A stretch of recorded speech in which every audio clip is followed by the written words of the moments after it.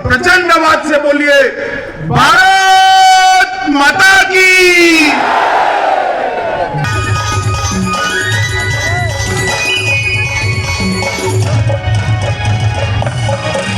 आदिवासी भाइयों बहनों को सम्मान दिलाने का, उनकी सुरक्षा करने का काम भी राजा दिलीप सिंह जुदेव जी ने किया था। पहले चरण में कांग्रेस का सुपड़ा साफ हो गया,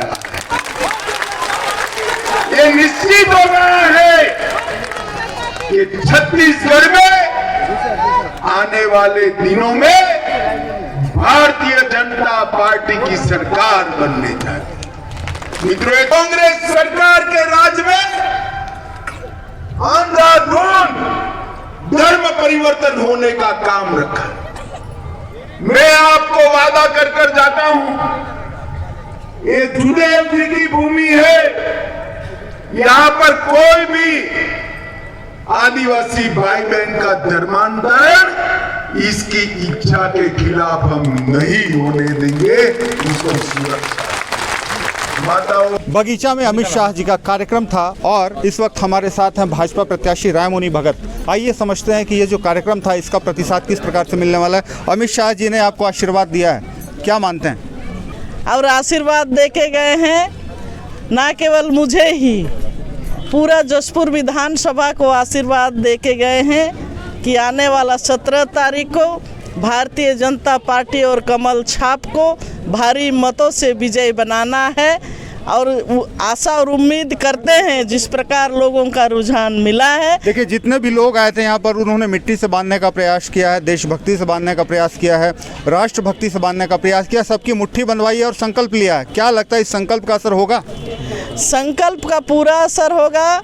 संकल्प अमित शाह जी ने दिलाया है, सब में जोश भरा है। निश्चित ही जशपुर विधानसभा हम पूरी संकल्प के साथ विजयी होंगे। कल राहुल गांधी की सभा थी सन्ना में, उन्होंने जन घोषणाओं पे बात की, गांव गरीब किसान के मुद्दे पर बात की। यहाँ पर क्या लगा आपको जो अमित शाह का भाषण आपने सुना? देखिए, कांग्रेस का जन घोषणा कभी पूरा नहीं होता है। पिछले बार भी 36 वादे किए थे, एक भी वादा पूरा नहीं हुआ है। इस बार भी ग्रामीण जनताओं को लॉलीपॉप दिखाए हैं।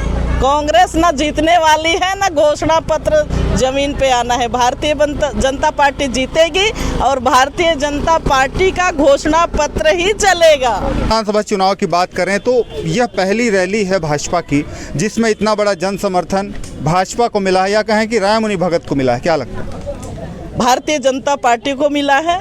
मैं कहूँगी कि ये जन समर्थन कमल छाप और भारतीय जनता पार्टी को मिला। बिल्कुल, जन समर्थन भारतीय जनता पार्टी को मिला है, ऐसा कहना है रायमुनि भगत का, जो भाजपा की प्रत्याशी हैं।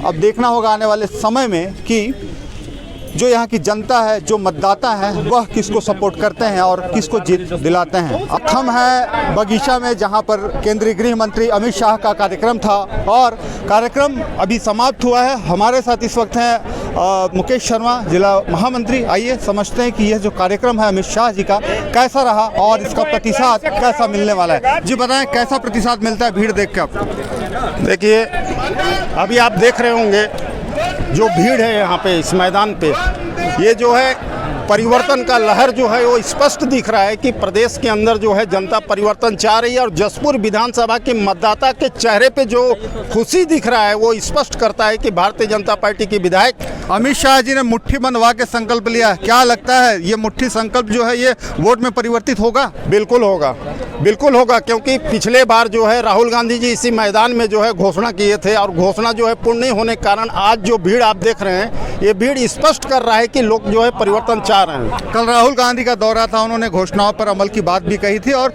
जो गांव गरीब किसान की योजना है उस पर बात कही थी, आदिवासियों पर बात कही थी। आज गृह मंत्री ने उसका जवाब दिया है। क्या लगता है? भारतीय जनता पार्टी जो कहती है वो करती है। कथनी, कांग्रेस के कथनी और करनी में बहुत फ़र्क है। वो स्पष्ट जनता जो इस बात को समझ रही है कि किस तरह से हम लोगों को छला जाता है कांग्रेस के द्वारा, किस तरह से हम लोग को ठगा जाता है। इस 5 साल के अंदर में जनता जो है ठगा हुआ सा महसूस कर रहा है। विगत 15 साल तक भारतीय जनता पार्टी की सरकार रही तो जनता जानती थी कि जन्म से मरण तक का अगर कोई हम सबको जो है काम अगर दे सकता है तो भारतीय जनता पार्टी है। क्यों, आखिर किस बात से प्रेरित होकर भाजपा ज्वाइन कर रहे हैं? भाजपा के नीति के कारण आप ज्वाइन कर रहे हैं भाजपा? जी सर। क्यों आखिर? भाजपा के जो कार्य से हम लोग संतुष्ट हैं, उनके जो गतिविधि हैं राष्ट्र हित में है। अमित शाह जी को आपने सुना, भाषण सुना उनका, क्या बातें सामने आई? इससे सामने ये आया कि राष्ट्रवाद है, हमारा राष्ट्र हमारा सर्वोपरि होता है, इसको बचा के रखना है।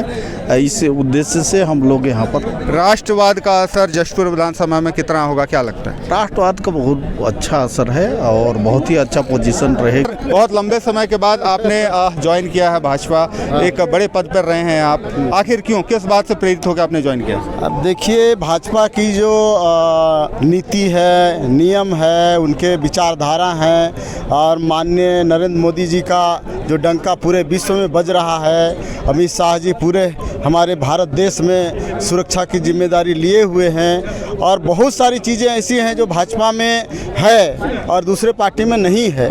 और इन्हीं सब बातों पर गौर करते हुए मैंने सोचा कि अपने को सक्रिय रखना है और जनता की सेवा के लिए इसमें प्रवेश करना बहुत ज़रूरी है। सर, आपने ट्रैवल डिपार्टमेंट में काम किया है, आदिवासी के हितों की बात भी कही है उन्होंने, आज का भाषण भी आपने सुना अमित शाह जी का, क्या बातें निकल कर सामने आई? भाई, आदिवासियों के जो हित होते हैं वो पूरे केंद्र सरकार और राज्य सरकार दोनों मिल करके चलाते हैं। और आप लोग देखे होंगे जितने भी आदिवासी बेल्ट में हॉस्टल आश्रम होते हैं, स्कूल होते हैं, आदिवासियों की जो शिक्षा दीक्षा होती है, उनके जो विकास के रास्ते और पैमाने तय होते हैं वो सरकारों से ही मिल करके होते हैं, चाहे केंद्र सरकार हो चाहे राज्य सरकार हो। फिलहाल जो यह उद्बोधन था, बगीचा में जो कार्यक्रम था अमित शाह जी का जशपुर विधानसभा को लेकर, क्या लगता है ओवरऑल की रिजल्ट क्या रहने वाला है? नहीं, रिजल्ट तो पॉजिटिव रहेगा और मैं समझता हूँ कि एक तरफा रहेगा। बिल्कुल एक तरफा रहने वाला है रिजल्ट। अमित शाह जी का कार्यक्रम हो चुका है, कल राहुल गांधी का कार्यक्रम था।